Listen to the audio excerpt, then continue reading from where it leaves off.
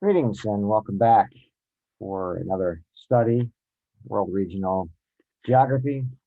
We are safely down the highway now, and we begin this section looking at where we're going to spend most of the rest of the course, looking at individual regions and slash continents. Got thinking about that with the region we're going to start taking a look at this week, and nothing comes out of a vacuum, and certainly not ideas. And this week, again, like I said, we began studying these specific continents and regions. We're going to be examining right off the bat here a very influential area, continent and slash region that there's no question about it, brought some very influential social and economic phenomena to the world. Concepts such as capitalism, right, human rights, national sovereignty, and personal liberties.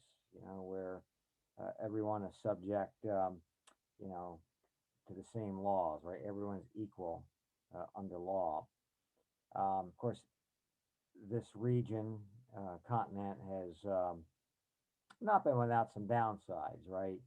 As standards of living were increased, um, self interest in some cases gave way to greed, right? Which gave way to slavery, slave trade, uh, imperialism, and colonialism. So we'll take a look at these things as we explore Europe.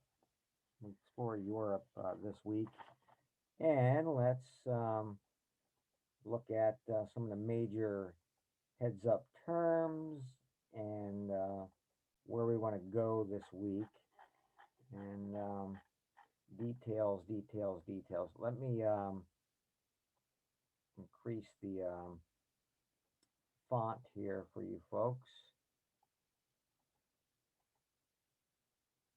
Here we go. And yes, in this chapter, we want to explain the role of capitalism in Europe's rise to global dominance, understand the influence of the Cold War upon Europe's political and geographic formation.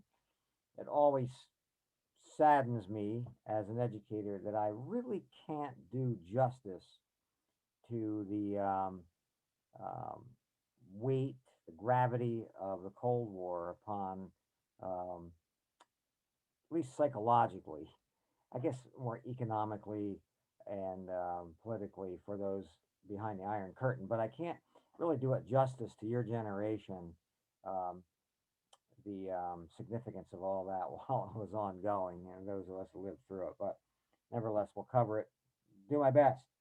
And we're going to trace Europe's cultural roots, probably do that first. Major heads up terms that we will be exploring: capitalism. This is where individuals and corporations, um, they own and keep their profits. Imperialism. This is the basic idea of conquering cultures. And the Industrial Revolution, right, from going from an agricultural society to industrial, begins in Great Britain. The nation state ideal, that all nations have sovereignty within their political boundaries. Genocide. Uh, this is where you have basically extermination, right? Extermination. Democratic centralization. This is just good old fashioned communism. NATO, the North Atlantic Treaty Organization, the European Union, the EU, and supranationalism. These are all um, examples of international cooperation. Devolution, in this case, Europeans wanting less from their national governments. Euro regions, as I'll point out in the textbook, When you have certain countries meeting at various points, like three countries, it's advantageous to be able to have a greater access to cities, towns across the border to be able to do business with them. So setting up euro regions. Agglomeration economies. This is the idea of investing where facilities and markets are already a reality.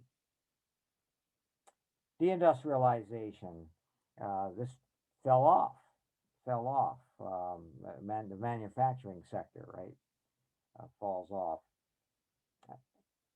Extensification, this is producing less from the same area. Guest workers, um, migrants that come over, and they get cards, and it's agreed upon that they can work in Europe, but for a specific amount of time where then they have to go back home. Okay, the Velvet Divorce and the Velvet Revolution. Going to talk about Central Europe, the former Yugoslavia, and the peaceful transition out of Soviet power.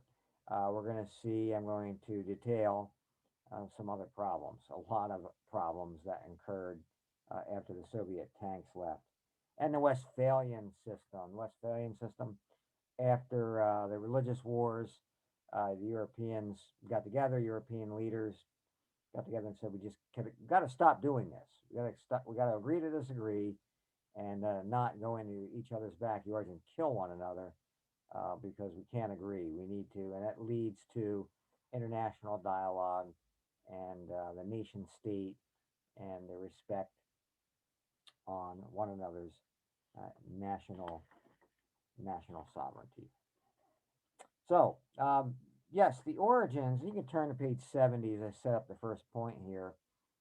Page 70 in your textbooks, and I just want to say the origins of modern globalism can be traced back to the emergence of Europe as a global power in the 15th and 16th centuries through technological advances and political conquests.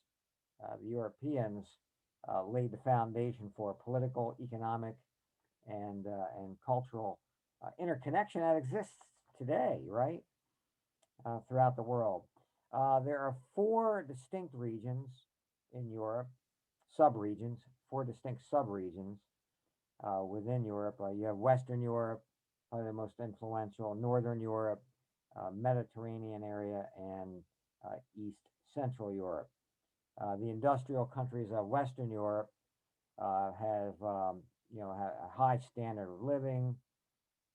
They're largely responsible for Europe's emergence as a global leader, and with that high standard of living, uh, uh, they have set the pace economically as well. Northern Europe too has a high standard of living, but that has a relatively harsh environment, uh, being up closer to the Arctic Circle. Mediterranean Europe is noteworthy for its distinct climate and early influence of the Greek and Roman civilizations. East Central Europe continues to its integration with the rest of the region since it was a post communist political uh, and economic identity at one time. So they continue to evolve as a result. Though smaller Western Europe than many of the other regions described in the book, in which we're going to take a look at, it's nonetheless a complex region. Uh, Politically, it's divided into 38 countries, including five what they call micro states, some of the smallest countries in the world, as a matter of fact. European political boundaries have been drawn and redrawn a lot, many times, numerous times throughout history. And in fact, it's a process that continues here into the 21st century. Key elements of the modern world emerged from Europe, including capitalism, the Industrial Revolution, and the nation state ideal. Let's take a look at the first section here that I want you to know about uh, for your quiz and the discussion questions, discussion posts. European influences and diversity, right? Conflict and technological integrations. Take a look at this, the migration of peoples. The first set I want to talk about, culture groups, would be the Greeks, the Celts, and the Romans. And on page 70, you take a look at the map there. The Greeks inhabited the southwest corner of Europe. They were established by 1000 BC. The Celtics inhabited Central and Western Europe, and remnants of language and culture still around today. The Welsh, the Scots, and the Irish, right, making up, along with England, the United Kingdom, right? And on page 70, page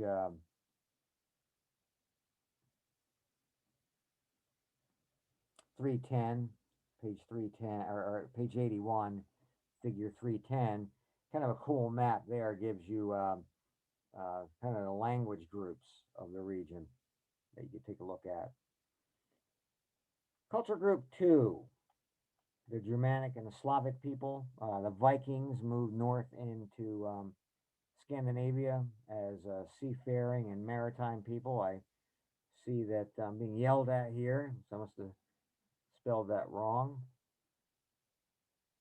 So they moved in as seafaring and maritime people. The Slavs settled into what would today be modern Germany, right, the middle of modern Germany, and as far south as the Adriatic Sea, along the coast of Greece, and east of that into the Balkan area.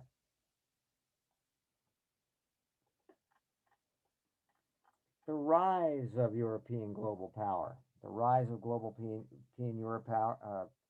European global power. There you go. Your first blank there would be capitalism. Capitalism, that equals the practice of individual corporations owning businesses and keeping the profits. Its origins are in the Mediterranean area and Western Europe. Just a couple of things about that. We were talking about in the first lesson the beginnings of modern globalism around 1450 AD, and I would even say um, around the region of Palestine, the Mediterranean area, you had the Phoenician people, and the Phoenician peoples. And you could see this in the Old Testament and New Testament, in the Bible. You could see this in the Bible as well. Bible chronicles that they were dye makers, and being along the Mediterranean Sea, they began trading. So, in a sense, you could argue that capitalism may have started there. I would say, in earnest, it started out of the Protestant Reformation, and in Geneva, Switzerland, with John Calvin and the Calvinists, and basically uh, taking their cues from the biblical edicts that, if you do not hunt, or if you do not eat, or if you do not work, right, you're in sin, and laziness was a sin, and with self-interest, producing and creating, came the tenets of capitalism. Now, the Portuguese, on the heels of all of this idea, the Portuguese captured slaves for expeditions, and the Spanish, they also followed suit, and both began the era of colonialism and imperialism, and that's basically the conquering and crushing cultures and radically altering their economies. The Industrial Revolution. Right? The Industrial Revolution, still on this theme here of the rise of global uh, power from Europe. The Industrial Revolution began in Great Britain circa 1830s and spreads across the English Channel into the European continent. And you can see figure 311 on page 83. I'm having a hard time remembering what that was now. That is, yes, major manufacturing areas of at the start of the 1900s. So there, it's asking you to compare the distribution with the late 1900s distribution of population. And this, again, this is all related to the effects of the Industrial Revolution. And you can compare that with figure 321 too. Um, the contemporary political boundaries that are drawn for reference over on that page. Let's take a look at the modern countries, the nation states. First blank there, the Westphalian system. The Westphalian system, and that is for spelling purposes.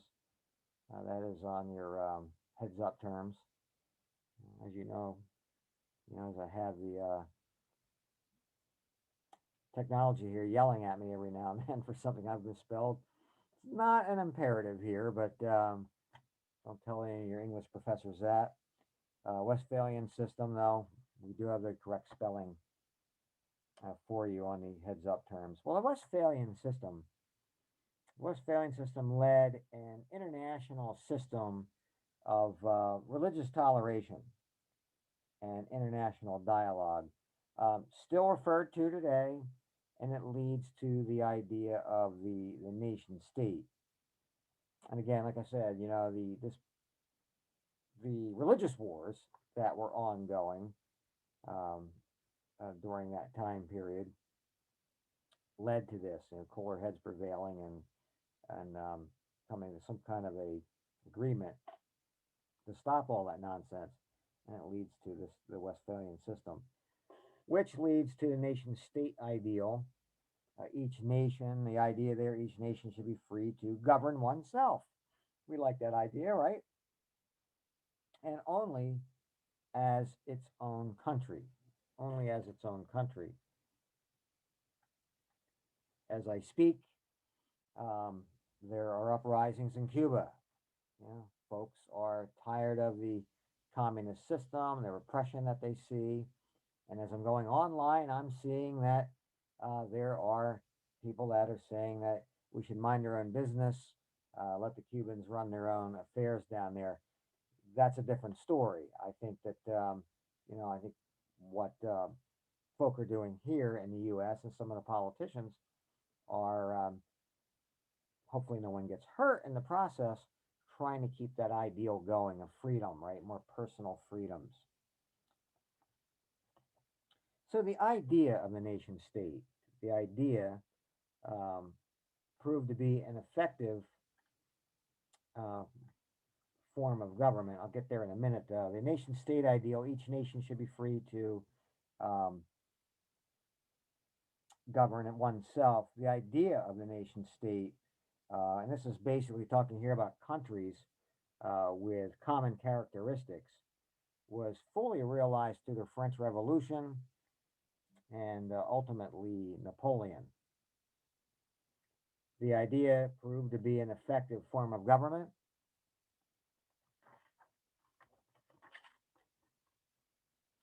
But as nationalism grew in Europe, the state became intolerant. The state became intolerant, culminating in the genocide, which is the extermination of millions of Jews between 1939 and 1945. Maybe more related to religious nationalism in Turkey in 1923, even before the atrocities from the Nazis. 1.2 million Christians had died at the hands of the Turkish government in 1923. I want to focus on Europe after 1945. Europe after 1945. The communists argued for democratic centralism after World War II. Right, the communists argued for democratic centralism, and that was basically the belief that the communists were the party of the working class, right? The only true representatives with with the right to govern. NATO and the European Union. NATO, the North Atlantic Treaty Organization, was created in 1949 to basically counter the Soviets. The Soviets are now a partner with NATO, but still not a member. The EU, known as the European Union, but the EU, formerly the EEC, the European Economic um, uh, Community, was developed in the 1970s, investing large sums of cash to improve infrastructure of lagging regions after World War II. Supranationalism. Supranationalism is where differing nations cooperate for mutual benefit. Um, Same policies. I mentioned NATO, right? Classic example of that, military policy. And of course, the EU. Figure 312 on page 86 and 313 on page 87 provide some nice inset maps and visuals in this regard. And it basically looks at you look at NATO, the NATO European nations, and Figure 312, who were members and the depth of their membership. And then over on page 313, the European Union and its growth to date. Now, since this book was printed, the United Kingdom has, England has left the European Union, right? And Brexit had a lot to do with that. Brexit would be one of your in the news readings, in the news options for this week. More on that a little bit later. But continuing on with this concept here of Europe after 1945, devolution within European countries. Right? Devolution and devolution, this is where locals are desiring less rule from their national governments. Again, Brexit, this fleshed itself out there in England with the leaving of England's departure from the European Union. Euro regions. Euro regions. This is where folks out on their country's borders look to make border crossing easier and more accessible in doing general business. Figure 317 on page 92 is a great inset map of Switzerland, Germany, and France. It shows you where those three countries meet and why it would make sense, right, for those towns to be able to have easier access to do cross country business. Population patterns in Europe: zero population growth, zero population growth. The Mediterranean and East Central European countries have had decreases in population growth. There have been small increases in the West and the North. Figure 319, page 21, or 21. Page 93. Page 93 gives you again, some very informative charts. Page 93, you see the demographic transition model that I introduced you to a couple of lessons back, and you have your age sex diagrams there of Italy, right, from 1992 all the way up to their projections in 2025. Italy would be, part of the Western European subregions, and then over on page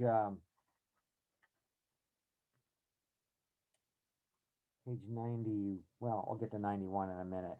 A charts that I really enjoy. Kind of jumping a gun here a little bit.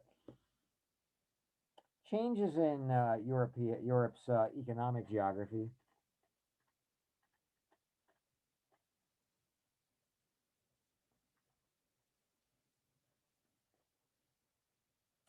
And trying to see if there's a page here I want you guys to get to. I think we're good thus far. Changes in our Europe's economic geography. Agglomeration. I don't know if that's on your heads up terms. I don't think it is. Agglomeration. Agglomeration economies. This is the idea of investing in population facilities, or production facilities. I'm sorry, production facilities already established with a proven labor force. Deindustrialization, manufacturing jobs fell off and factories became defunct in older areas. This is kind of related to planning and privatization. Just talked about Britain. Britain led the way in privatizing stagnant old state run businesses, and unemployment decreased as a result. And I'll tell you when that happened. That happened during the 80s under the rule of Prime Minister Margaret Thatcher. She was very big on uh, devolving, not only devolving political power out of London, but privatizing, uh, getting the government out of doing uh, uh, you know quasi private sector business, and getting that over to completely the private sector businesses, and unemployment did decrease.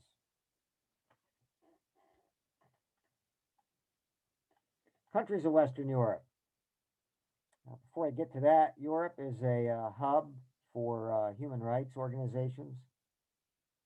Red Cross and Geneva Convention, right, developed in 1864 in Switzerland.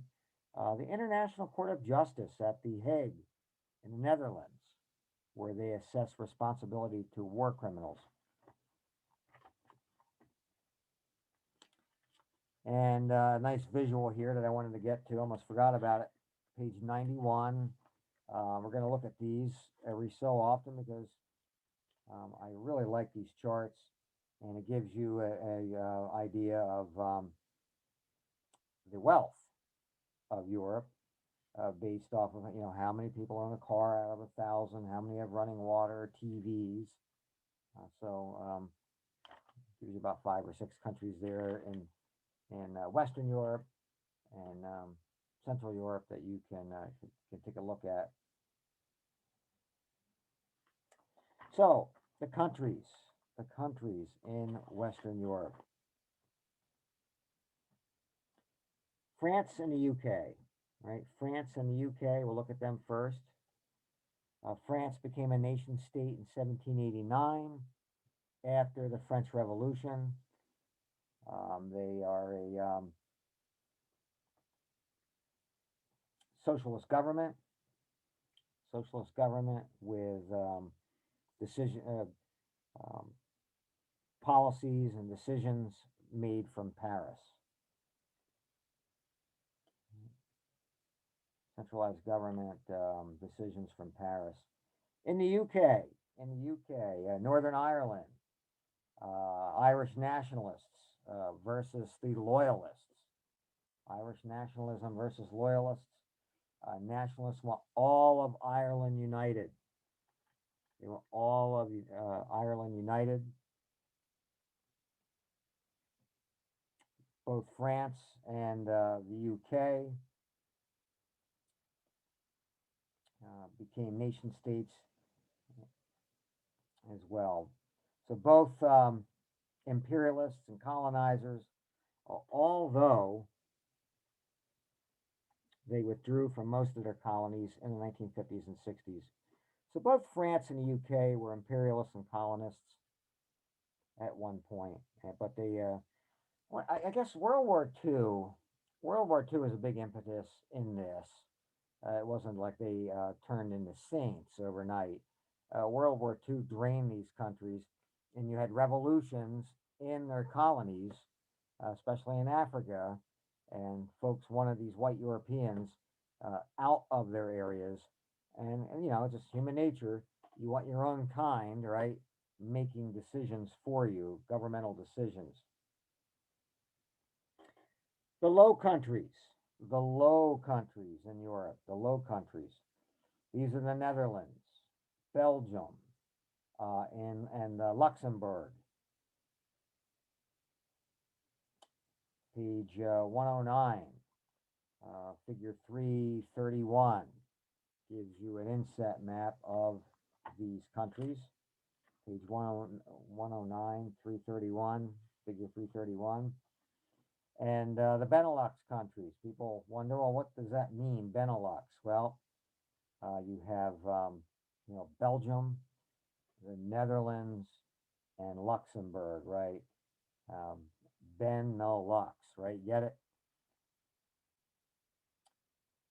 The Alpine countries. The Alpine countries. Austria, Switzerland, and Liechtenstein. And Liechtenstein. Why is that yelling at me?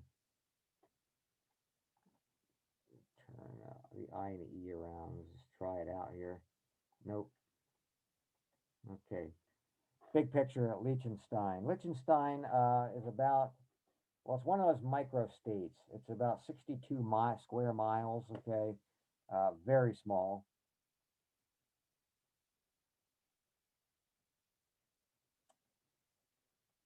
Then you have, well, I would say this too about those countries. They all began, as dynasties. They all began as dynasties, and you can see page 106 as well. 106 gives you a map of Western Europe, the countries of that sub-region, and it's color-coded map there for you. Austria grew into one of Europe's largest dynasties, the Habsburg dynasty. Modern Austria has most of the German-speaking regions of the former empire before 1801.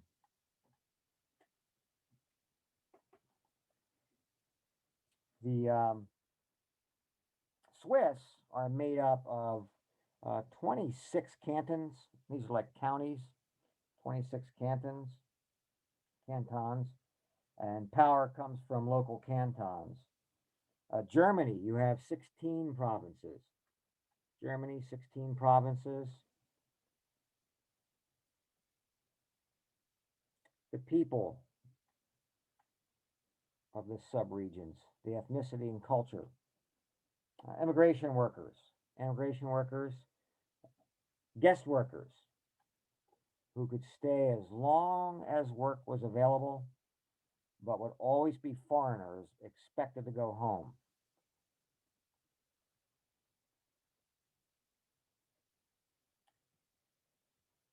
Muslim terror in Europe. Muslim terror in Europe was has been and is a major concern of many Europeans. One of the driving forces of Brexit, getting back to that again, And those of you who choose to do Brexit and you're in the news may not come across this because, well, for various reasons. But a big concern for a lot of people in England were some of the terrorist activities that had been ongoing, and which led to a concern of the European Union's open borders. So a lot of people in England they felt like if we can just get out of the European Union, amongst other things, we would be able to control our borders. So anti-Muslim terror in Europe is a big concern. Let's see, I have page 111 here written down, and yes, and it's an appropriate one. Inset map on the sources of guest workers. Where are the guest workers coming to, and where are they going? Where are they coming from, and where are they going to? Now, again, before this publication here, which is fairly recent, but Brexit has happened, and it'll be interesting to see with the next edition um, how that changes in the United Kingdom, where those arrows are pointing. A lot of several of the arrows, India, Pakistan, and a lot of folks seem to be coming out of that area into the United Kingdom. So, and I will be checking the next and making the comparisons when the next edition comes out. I want to finish up with something I just felt was it's an interest of mine, I suppose. I think it's important to take a look at Yugoslavia because when you hear about this in historical context, it's more than soap opera. So it's kind of hard to follow, and I wanted to break it down for my students. And I would strongly recommend, as I talk about this, to turn to page 120. Yeah, 123 has a color-coded map of the region I'm going to take a look at. I'm going to be talking about to finish up, and pages 124 and 125. So when you study this part here, when you stop the tape, right, and look at this, you could, or when you play the tape, and you know, hear me riffing on this, you can go back and forth on the maps there. But the story of Yugoslavia, right? Um, Serbia and Montenegro were independent prior to World War One. The Slovenes and the Croats lost independence in the Middle Ages and were now a part of Austria-Hungary. And you can take a look at Figure A on page 125, or no, page 124, Figure 344. So the Serbs were upset at this. The Serbs were upset that Austria-Hungary annexed, um, these Slavic peoples. So, late 1800s, the Serbs looked to take that territory in Austria-Hungary because it contained a lot of their Slavic cousins. So they were not happy about this. So they looked to annex, um, some of this territory. And like I said, Austria-Hungary annexed a lot of Bosnia-Herzegovina too. They had a lot of Serbs, Slavic cousins. In 1914, Serb nationalists assassinated Austria-Hungary's Archduke in Sarajevo as a result. So this is the spark that starts World War One. In 1919, after World War One, Yugoslavia comes into existence. The Serbs, the Croats, and the Slovenes. In 1929, it's officially dubbed Yugoslavia. And this was a large part, the idea of the League of Nations, right? Although we didn't join the League of Nations, Woodrow Wilson spearheaded the idea, and folks like Wilson were thinking, we cannot allow to have something like this happen again. So why don't we just join all those countries together under one country, Yugoslavia, and that way they could be monitored easier, and we won't maybe perhaps not have these hatreds. More on that in a minute. Why that was kind of a stupid idea. Good old American colloquialism, put it that way. Communists gained control, right? Communists gained control after World War II, and they suppressed any nationalism. They promoted Tito to govern the area. This promotes they were trying to promote the Yugoslavia idea. They were trying to promote nationalism in order to get the folks, but their idea was not for peace, but it was to get people in that region to look to the government for answers, to look to the Moscow for answers. Once Tito died, the old resentments resurfaced. And then in 1991, after the Soviet Union dissolved, Slovenia and Croatia declared their independence. Once the Soviet bloc dissolved, and you can look at figure 345 B, all right, the Velvet Revolution. Yugoslavia attempted to prevent it, but they couldn't, right? People wanted their freedoms once the Soviet Union dissolved. Belgrade, the capital of Serbia, helped the Serbs in Croatia in an attempt to establish its own country. Bosnia-Herzegovina moved toward independence, but had a problem. It was split between Muslims, Serbs, and Croats. All wanted their independence, but their own independent republic, but all chaos broke out as a result. 1995, President Bill Clinton, along with others, uh, wrote up the Dayton Peace Accord and divided it.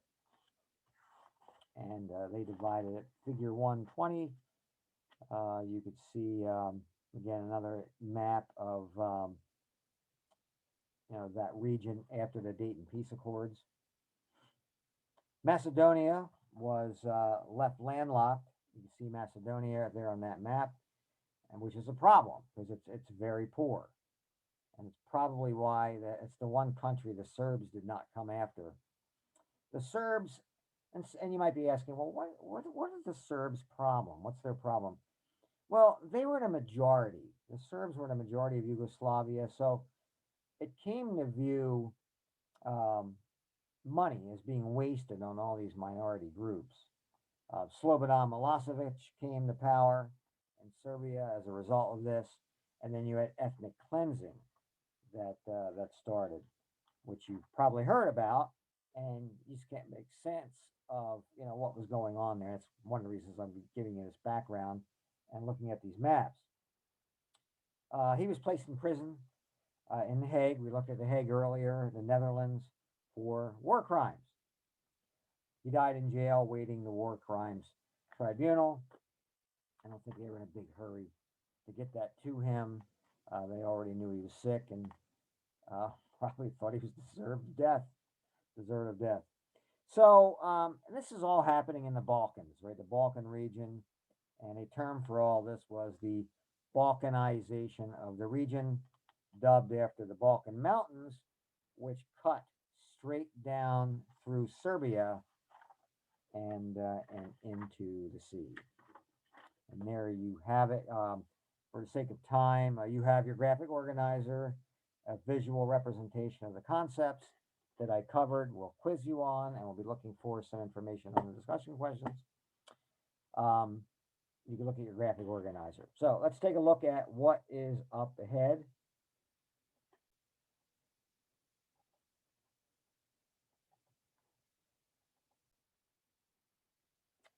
So you have your graphic organizer. Your reading for the week is in your chapter, pages 88 and 89. And I want you to read about the European Union. And it's reading their point and counterpoint. What were the advantages and disadvantages of it? Again, when this edition came out, Brexit was an idea. It had not happened yet. You got a couple of videos. The Industrial Revolution gives you a good broad overview of the emergence of Europe as a dominant economic power, and then of course Yugoslavia for you audiovisual folks, giving you another look at this, again, very complex um, concept. Besides that, I'm thinking quiz questions are coming up on Yugoslavia. That's another reason I want you guys to take a look at this. Got a comprehension activity. It's a reading guide. Just basically takes you through all the concepts of what we looked at, well, or what I talked about, and you know, gives you page numbers, and whatnot, where you can write on your reading guides for practice. Thursday in the news, right? Many different subjects that you can write about, and Brexit is one of those. Friday, your initial posts are due. Sunday, the response posts, and then Monday we will quiz, right? Probably last time I'll go through all of this again. Right now, we're, like I said, we go down the highway, kind of know where the exits are, and where to turn, and then begin chapter 4. Russia and neighboring countries, always an interesting um, subject for my students, right? So there you have it. Any questions, comments during the week? Feel free to get a hold of me. Um, Thursday night, if you're interested in doing a Zoom debriefing, um, on anything, let me know, and I will set that up. So until next time, you guys have a great week and do well on everything. And see ya. Bye bye.